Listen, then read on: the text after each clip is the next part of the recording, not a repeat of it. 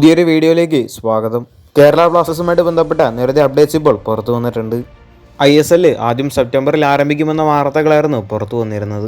ഒരുപക്ഷെ ISLന്റെ ആരംഭം ഒക്ടോബറിലേക്ക് നീണ്ടുപോയേക്കും. ബാക്കിയുള്ള ISL ക്ലബ്ബുകളെല്ലാം വരുന്ന സീസണിലേക്ക് വേണ്ടിയുള്ള സൈനിങ്സും തയ്യാറെടുപ്പുകളുമെല്ലാം നടത്തി തുടങ്ങിയിട്ടുണ്ട്. എന്നാൽ കേരള ബ്ലാസ്റ്റേഴ്സിന്റെ ഭാഗത്തുനിന്ന് യാതൊരുവിധ അപ്ഡേറ്റോ ഒന്നും തന്നെ പുറത്തു വന്നിട്ടുണ്ടായിരുന്നില്ല.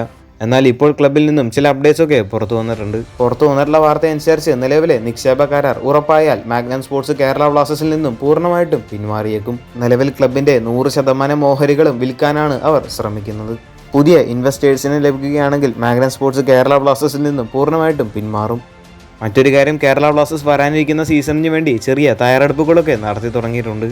വന്നിട്ടുള്ള ഒരു വാർത്ത എന്താണെന്ന് വെച്ചാൽ കേരള ബ്ലാസ്റ്റേഴ്സ് കുറച്ച് താരങ്ങളെയൊക്കെ ഷോർട്ട് ലിസ്റ്റ് ചെയ്തു വെച്ചിട്ടുണ്ട്. പക്ഷേ ആരുമായിട്ടും കരാറിലൊന്നും എത്തിയിട്ടില്ല. പുതിയ ഇൻവെസ്റ്റേഴ്സ് വന്നാലായിരിക്കാം ഒരുപക്ഷെ കേരള ബ്ലാസ്റ്റേഴ്സ് സൈനിങ്സ് എല്ലാം നടത്തി തുടങ്ങിയേക്കുക. അടുത്തൊരു വാർത്ത, കേരള ബ്ലാസ്റ്റേഴ്സിന്റെ പരിശീലകനായിട്ടുള്ള ആഷ്ലി വെസ്റ്റ്വുഡുമായി ബന്ധപ്പെട്ട ഒരു അപ്ഡേറ്റ് ആണ്. നമുക്കറിയാം, ഈ ഒരു പരിശീലകൻ വന്നതിന് ശേഷമാണ് കേരള ബ്ലാസ്റ്റേഴ്സിന്റെ കളി ശൈലിയിൽ തന്നെ വലിയൊരു മാറ്റമുണ്ടായത്.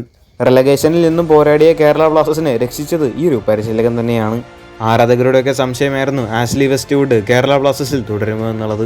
നിലവിലിപ്പോൾ അതുമായി ബന്ധപ്പെട്ട ഒരു അപ്ഡേറ്റ് പുറത്തു വന്നിട്ടുണ്ട്. നിക്ഷേപ കരാറെല്ലാം ഉടൻ പൂർത്തിയാവുകയാണെങ്കിൽ കേരള ബ്ലാസ്റ്റേഴ്സിന്റെ മുഖ്യ പരിശീലകനായി ആഷ്ലി വെസ്റ്റ്വുഡ് തുടരാൻ തന്നെയാണ് കൂടുതൽ ചാൻസ് ഉള്ളത്.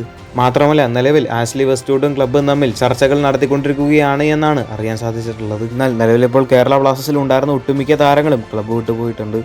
ടീമിലെ മിക്ക മലയാളി താരങ്ങളെയും മറ്റ് ISL ക്ലബ്ബുകൾ സ്വന്തമാക്കി കഴിഞ്ഞിട്ടുണ്ട്. മാത്രമല്ല, നിലവിലിപ്പോൾ സൈനിങ്സ് നടത്താൻ പറ്റിയ ഒരു സാമ്പത്തിക സ്ഥിതിയിലല്ല ബ്ലാസ്റ്റേഴ്സ് ഉള്ളത്. എന്തായാലും ക്ലബ്ബുമായി ബന്ധപ്പെട്ട കൂടുതൽ അപ്ഡേറ്റ്സ് ലഭിക്കുകയാണെങ്കിൽ തീർച്ചയായിട്ടും വീഡിയോ ചെയ്യുന്നതായിരിക്കും. കൂടുതൽ ഫുട്ബോൾ വാർത്തകൾ അറിയാനായിട്ട് ചാനൽ സബ്സ്ക്രൈബ് ചെയ്യുക. അടുത്തൊരു വീഡിയോ ആയിട്ട് നമുക്ക് വീണ്ടും കാണാം.